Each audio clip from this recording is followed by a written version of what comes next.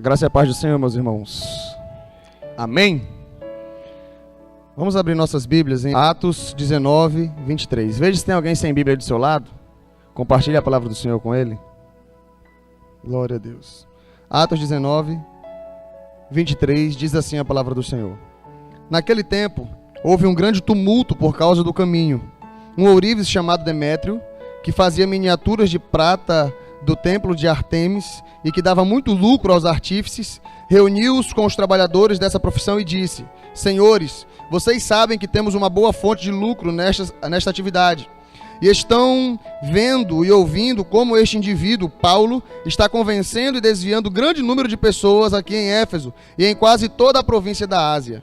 Diz ele que deuses feitos por mãos humanas não são deuses. Não somente há o perigo de nossa profissão perder sua reputação, mas também de o templo da grande deusa Ártemis cair em descrédito e de a própria deusa adorada em toda a província da Ásia e em todo o mundo ser destituída de sua majestade divina. Ao ouvirem isso, eles ficaram furiosos e começaram a gritar: grande é Ártemis dos Efésios, ou como algumas versões dizem, Diana, né? Em pouco tempo, a cidade toda estava em tumulto. O povo foi às pressas para o teatro, arrastando os companheiros de viagem de Paulo, os macedônios Gaio e Aristarco. Paulo queria apresentar-se à multidão, mas os discípulos não o permitiram. Alguns amigos de Paulo, dentre as autoridades da província, chegaram a mandar-lhe um recado, pedindo-lhe que não se arriscasse a ir ao teatro. A assembleia estava em confusão, uns gritavam uma coisa, outros gritavam outra, a maior parte do povo nem sabia por que estava ali. Alguns da multidão julgaram que Alexandre era a causa do tumulto, quando os judeus o empurraram para a frente. Ele fez sinal pedindo silêncio com a intenção de fazer sua defesa diante do povo. Mas quando ficaram sabendo que ele era judeu, todos gritaram a uma só voz durante cerca de 2 horas: grande é a Ártemis dos Efésios. Amém? Antes de falar sobre o que estava acontecendo em Éfeso nesses dias, eu gostaria de falar sobre o que aconteceu na Romênia em 1989. A Romênia, ela foi impactada pelo poder do Evangelho. Em um certo dia, um pastor de uma igreja estava sendo ameaçado, prestes a ser preso pela polícia secreta, e então os membros de sua igreja, uma igreja de cerca de 80 membros, fizeram um cordão de isolamento em volta da casa do pastor para impedir a sua prisão. E de repente as outras igrejas da cidade fizeram parte desse ajuntamento. E a polícia chegou impiedosa, atirando em pessoas, incendiando outras. Uma criança, um jovem que havia pego algumas velas e distribuído na multidão para que ali essas velas pudessem ser acesas em sinal de protesto, em defesa da vida daquele pastor, ele perdeu uma de suas pernas. E quando o entrevistaram no hospital, perguntaram a ele: você se arrepende de ter feito o que fez? Ele falou: não, porque eu posso ter perdido uma perna, mas eu acendi a primeira vela. Irmãos, 10 dias depois desse movimento, 200 mil pessoas estavam gritando na Praça Central, dizendo: Deus existe, Deus existe, liberdade, liberdade, liberdade. Por que essa frase é tão forte? Uma jovem, ainda no dia da prisão, ainda no dia de toda essa retaliação da polícia na vida das pessoas, ela havia começado esse movimento gritando: Deus existe, liberdade, liberdade, liberdade. Isso é maravilhoso porque o comunismo estava em voga naquela época, naquele país. E eles eram ensinados no ateísmo desde o jardim de infância até o ensino superior. Mas em 1989, no dia 15 de dezembro, um mover começou a acontecer naquele país. E 10 dias depois, 200 mil pessoas gritando na praça principal: Deus existe, liberdade, liberdade, liberdade.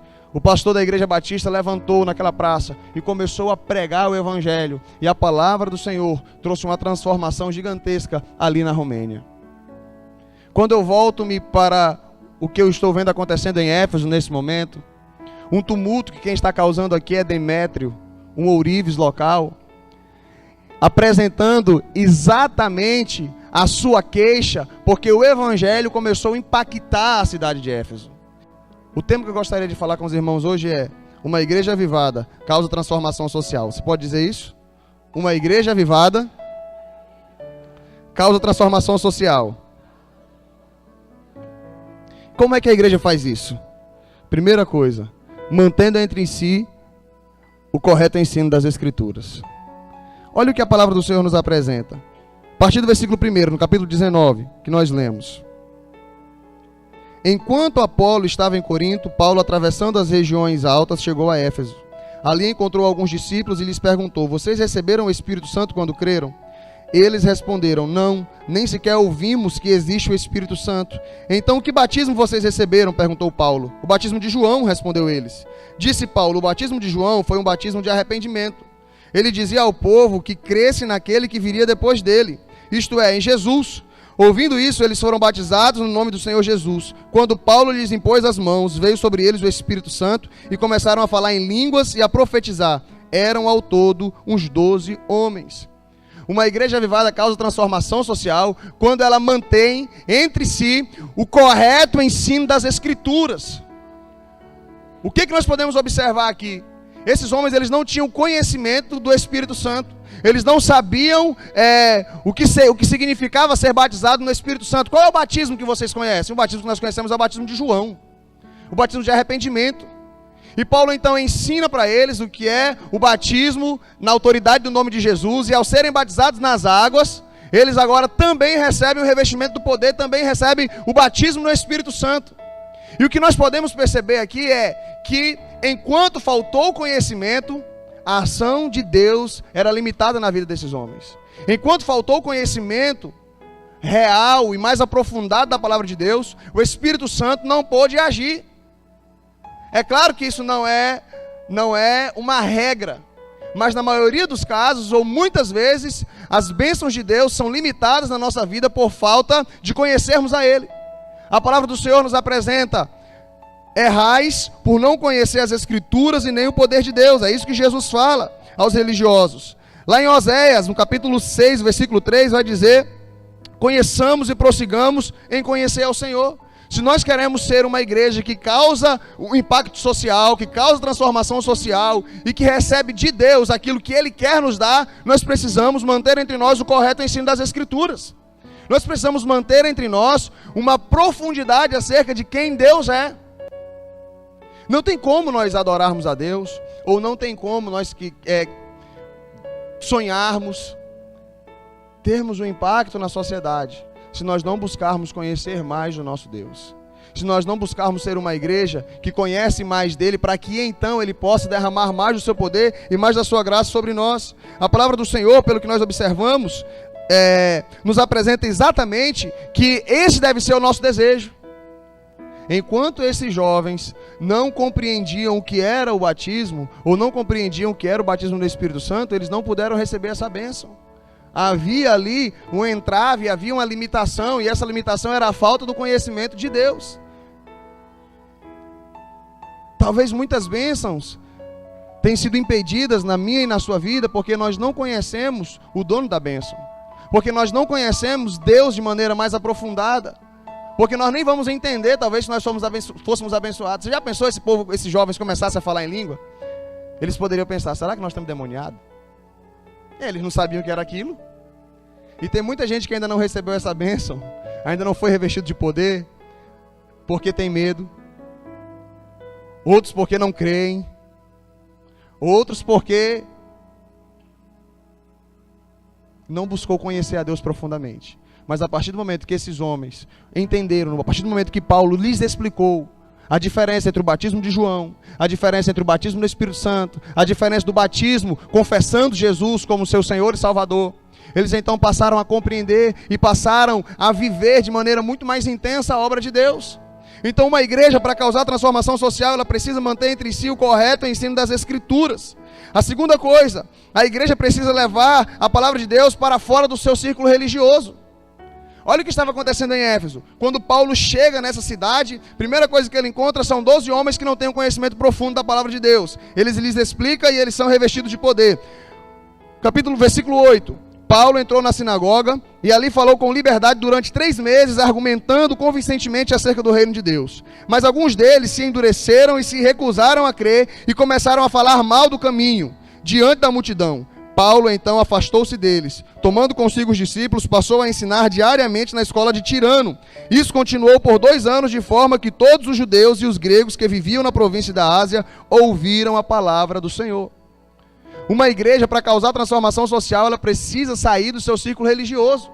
Isso aqui foi algo natural, porque a estratégia de Paulo, onde ele passava, era pregar a palavra de Deus nas sinagogas. O que é a sinagoga? Era o local onde os judeus se reuniam para falar da lei de Deus. E o objetivo de Paulo é: eu vou primeiro aos judeus, aonde eles estiverem, onde houver uma sinagoga, em território gentil.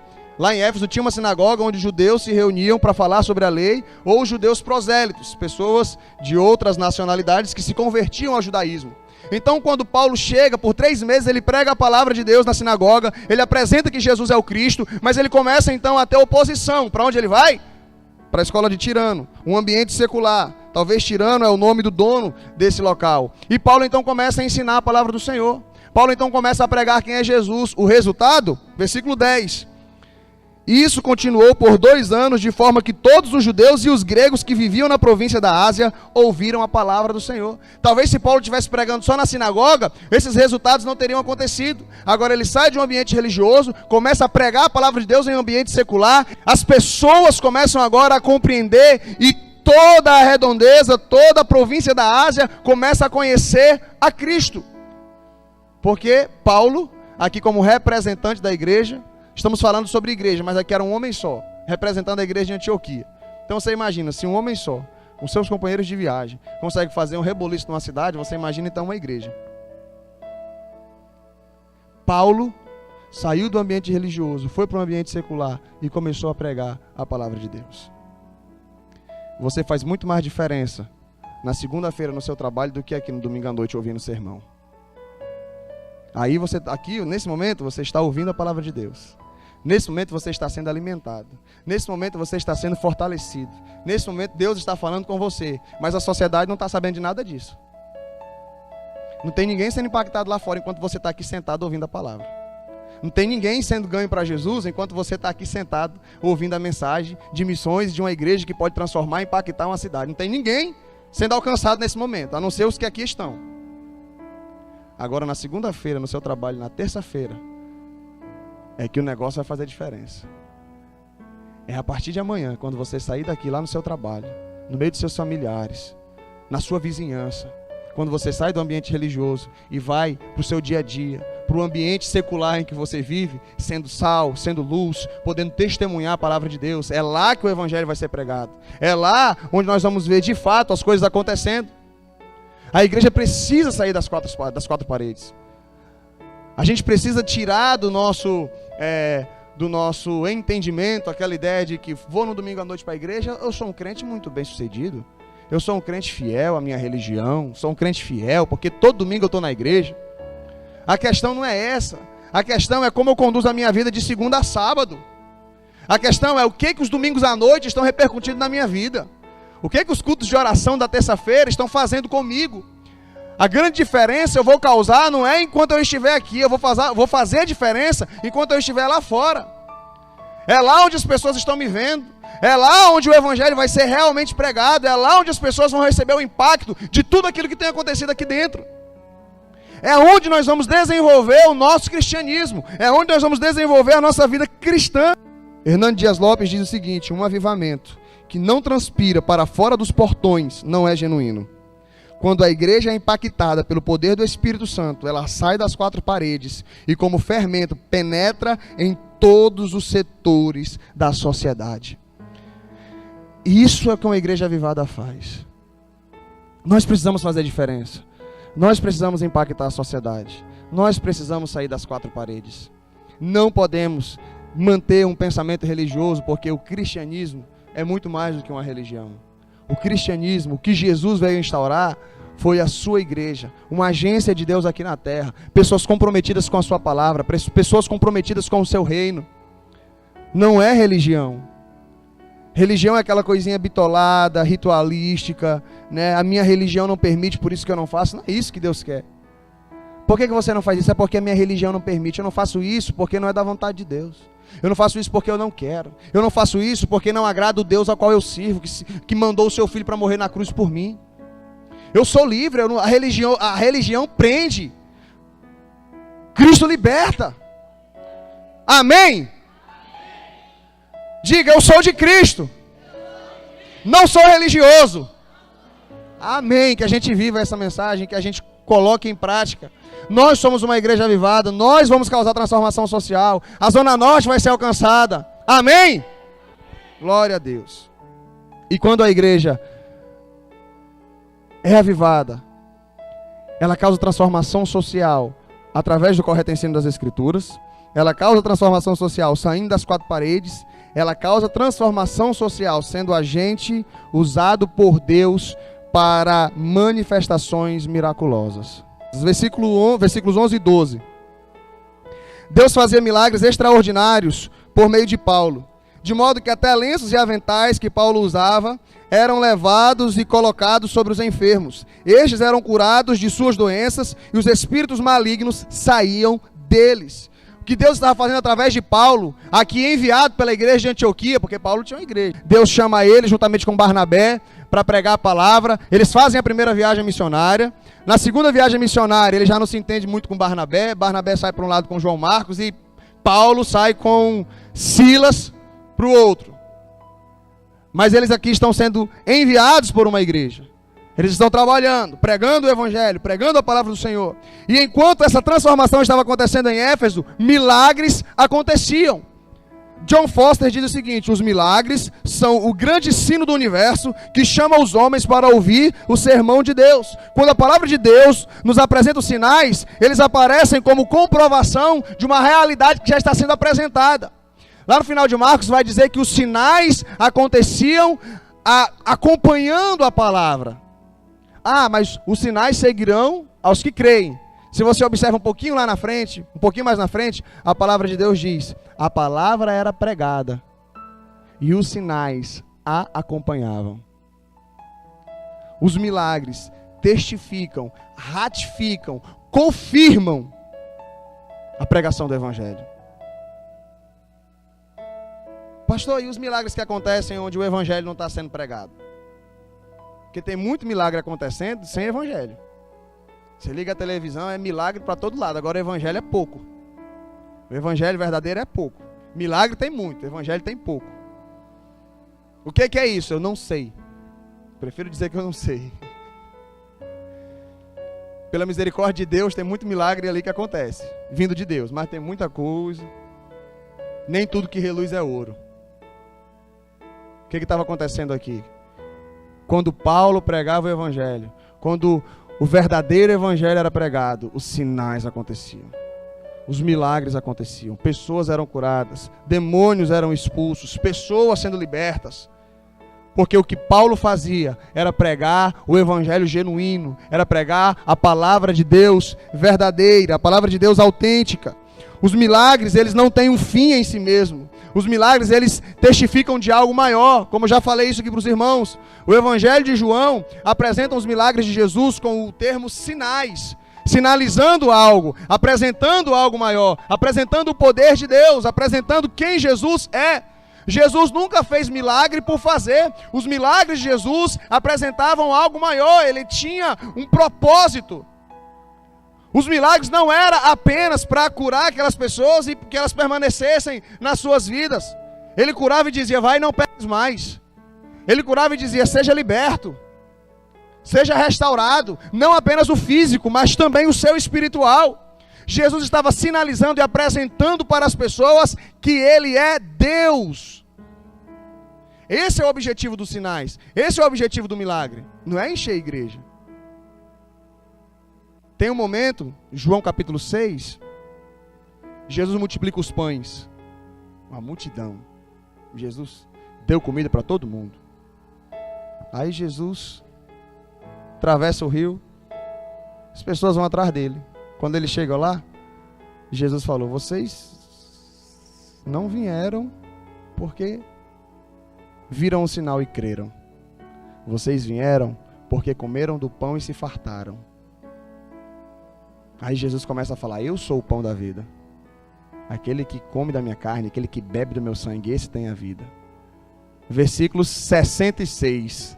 Escandalizados, o abandonaram. Jesus não estava preocupado em ter muito seguidor. Jesus estava preocupado em ter seguidores autênticos. Tanto é, como disse a missionária Neide lá na vigília, que ele se vira para os 12 e fala: e vocês? Vão acompanhar a multidão?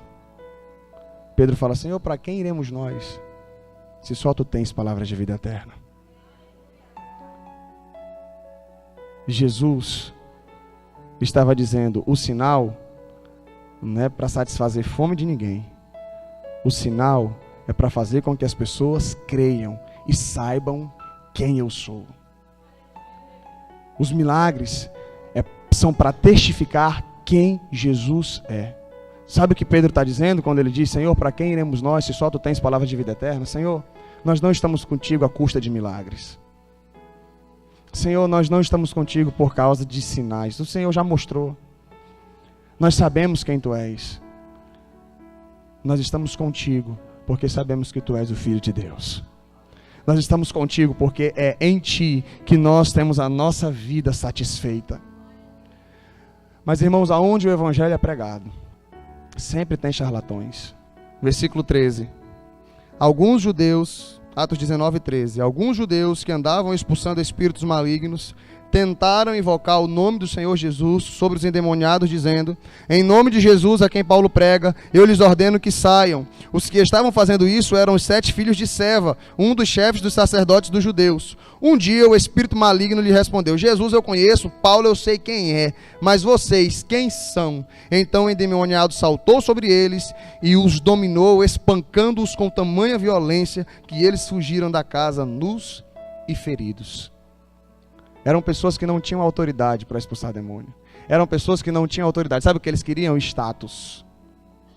Paulo pregava o evangelho verdadeiramente. Esses aqui olharam, acharam bonito e falaram: vamos atrás também. Só que aqueles que só querem status e usam o nome de Deus para isso, usam o nome de Jesus, ou usam o nome como esses aqui, né? O Jesus a qual Paulo prega. Os demônios falam: eles eu conheço, e vocês quem são? Eles não tinham intimidade com Deus, eles não conheciam a Deus, eles não estavam preocupados em pregar a palavra de Deus, eles queriam status. E quem quer só status, uma hora a casa cai. A palavra do Senhor causa transformação social na medida que nós mantemos entre nós o correto ensino das Escrituras, na medida que nós saímos das 4 paredes. Terceiro, a palavra do Senhor é testificada através de sinais. É uma igreja avivada causando transformação social. Quarto, qual é o resultado disso? Olha o resultado, irmãos. Transformação social e salvação. Versículo 17. Quando isso se tornou conhecido de todos os judeus e gregos que viviam em Éfeso, todos eles foram tomados de temor, e o nome do Senhor Jesus era engrandecido. Muitos dos que creram vinham e confessavam e declaravam abertamente suas más obras. Grande número dos que tinham praticado o ocultismo reuniram seus livros e os queimaram publicamente. Calculado o valor total, este chegou a 50.000 dracmas. Dessa maneira, a palavra do Senhor muito se difundia e se fortalecia. Depois dessas coisas, Paulo decidiu no Espírito ir a Jerusalém, passando pela Macedônia, pela Caia, e ele dizia: depois de haver estado ali, é necessário também que eu vá visitar Roma. Então enviou a Macedônia 2 dos seus auxiliares, Timóteo e Erasto, e permaneceu mais um pouco na província da Ásia. Aí depois entra todo o tumulto que nós lemos no início. O que aconteceu ali? Pessoas foram libertas, pessoas foram salvas. Hernando Dias Lopes, falando sobre Éfeso, ele diz o seguinte: em Éfeso, Paulo enfrentou feras, tribulações maiores que suas forças. Em Éfeso, o evangelho desbancou a idolatria. Em Éfeso, vários sinais de um poderoso avivamento podem ser constatados. E Paulo diz o seguinte, Hernando Dias Lopes diz o seguinte: ali era centro, um celeiro do ocultismo. Logo, um campo fértil para a evangelização. Irmãos, como nós lemos aqui no começo, eles diziam: grande é a deusa dos Efésios, Diana ou Artemis. Enquanto Corinto tinha o templo da deusa Afrodite, em Éfeso tinha o templo da grande deusa Diana. É nesse lugar que Paulo chega, causando todo esse reboliço. É nesse lugar que o evangelho é pregado, que a idolatria é desbancada, e pessoas levando seus livros de artes mágicas para serem queimados em praça pública. E a palavra do Senhor diz que, calculado o valor, no versículo 19, calculado o valor total, chegou a 50 mil dracmas. Dracma é uma moeda de prata que era equivalente a uma diária de um trabalhador braçal. Se você joga aí, trazendo aí, tentando calcular, R$100 uma diária, né? 50 mil dracmas, aqui seria cerca de 5 milhões de reais, sendo queimados em praça pública. Não, pastor, mas R$100, né? Isso aí é uma diária de pedreiro. Vamos botar 50 então. 2,5 milhões de reais sendo queimados em praça pública. Ah, não, quando eu me converter, sabe, pastor? Quando eu me converti, eu tinha 5 maços de cigarro. Eu dei pro meu pai, que ele fuma, sabe? Quando eu me converti, pastor, eu tinha lá na minha casa, eu tinha uns 5 litros de pinga. E aí eu não ia jogar fora, né? Aí eu dei pro meu avô. Ele pediu para eu dar para ele, eu dei. Esse povo aqui tinha familiares que também faziam, que viviam no ocultismo, que tinha artes mágicas. Meu irmão, aquilo que eu não quero de ruim para mim, eu não dou para os outros, não. Esse povo pegou e queimou em praça pública. Olha, eu estou atualizando o valor aqui para você. 50 mil dracmas, uma dracma era uma diária de um trabalhador braçal. E você começa a observar o que o Espírito Santo de Deus estava fazendo na cidade de Éfeso. Era algo de fato sobrenatural. As pessoas estavam se convertendo de fato, abandonando as suas práticas e queimando tudo aquilo que fazia parte da sua vida pregressa. Quando você aceita Jesus, quando o Espírito Santo causa uma transformação na sua vida, meu amigo, tira tudo que é do velho homem, tira tudo que é da sua vida antiga. Não, mas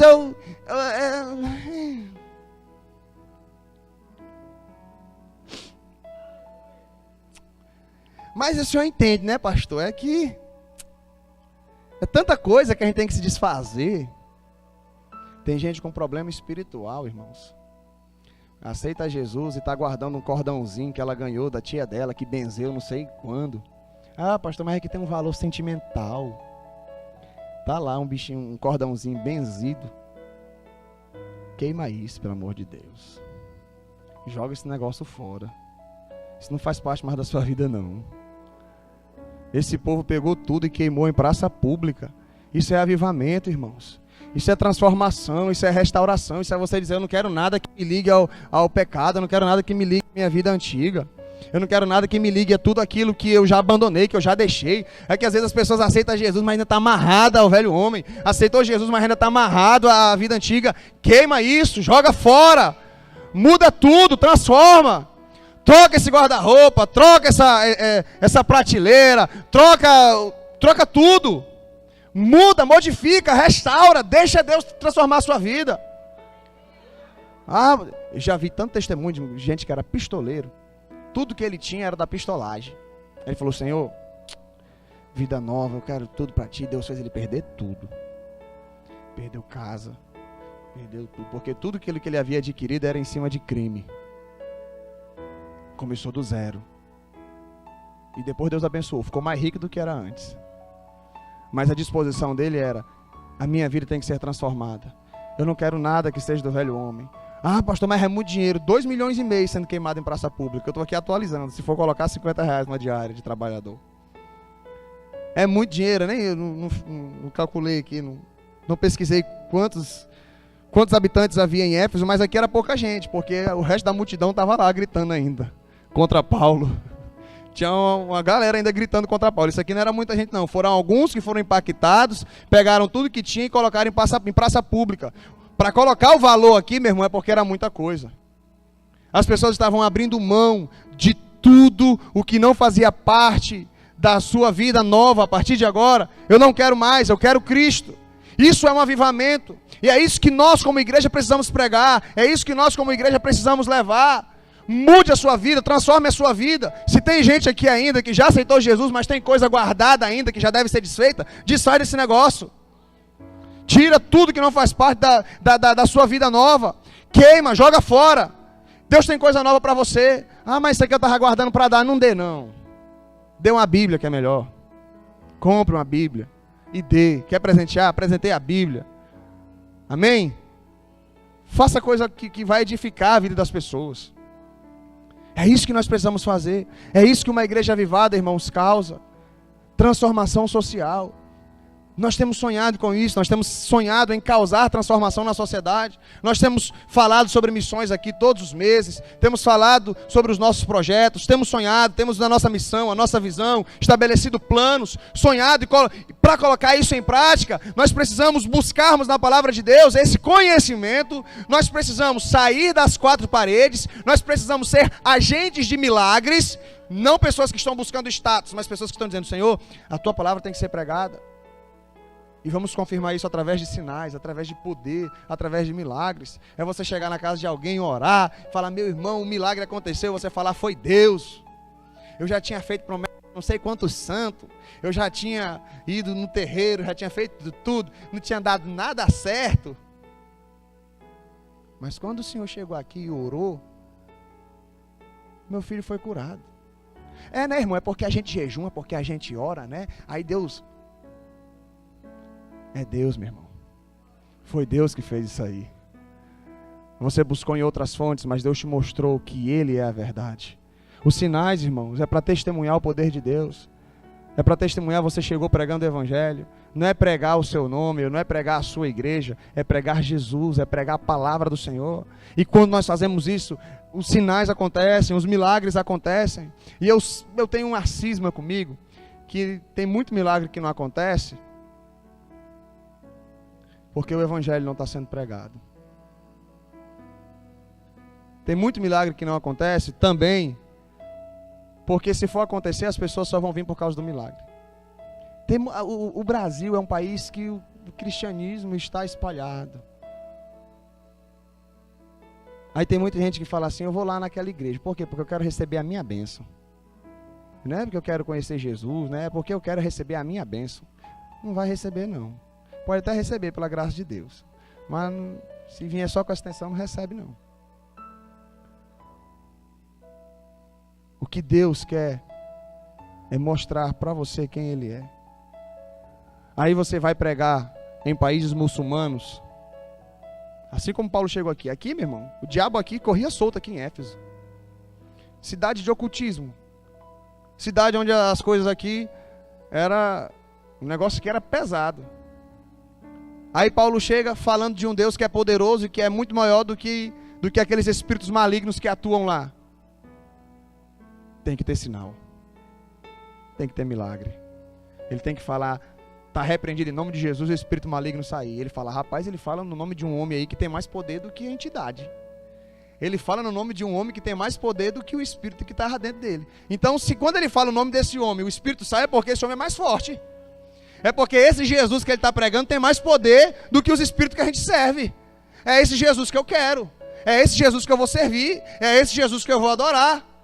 É nele que eu creio. Agora, quando chega charlatão no meio, o demônio vai para cima dele. Que ele não tem poder. O que nós precisamos refletir é que o Evangelho desbanca a idolatria. O Evangelho causa transformação social. O Evangelho causa um reboliço na vida das pessoas. Quando nós, como igreja, colocamos esses princípios em prática, buscamos conhecer a Deus verdadeiramente para podermos desfrutar mais dele. Saímos das quatro paredes, nos tornamos agentes de milagres e nós vemos então o resultado. A sociedade é impactada, a sua família é impactada, o seu trabalho é impactado, a sua vizinhança é impactada. Vai ter gente se levantando querendo ver a tua caveira, igual Demétrio falando sobre Paulo. Mas vai ter gente se convertendo, trazendo tudo aquilo que fazia parte da sua vida antiga, dizendo: ei, eu não quero mais nenhum compromisso com isso, eu quero Jesus na minha vida. Vai ter gente te perseguindo, mas vai ter gente sendo salva. Vai ter polícia, assim como aconteceu na Romênia, vai ter policial chegando, queimando, vai ter gente querendo acabar com o movimento, mas vai ter muita gente gritando: Deus existe, Deus existe, liberdade, liberdade, liberdade. Eu quero concluir tecendo algumas palavras sobre a nossa nação. Assim como na Romênia, o ateísmo era algo enorme.